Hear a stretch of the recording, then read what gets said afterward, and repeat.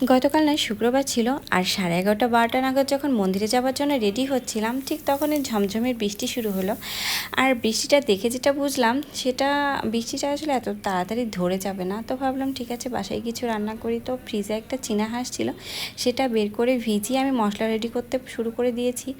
কারণ কি, যে রান্না করতে, হাঁস রান্না করতে তো অনেকটা টাইম লাগে। তা আমি যেটা মশলা রেডি করতে করতে দেখলাম অনেক বেজে গিয়েছে।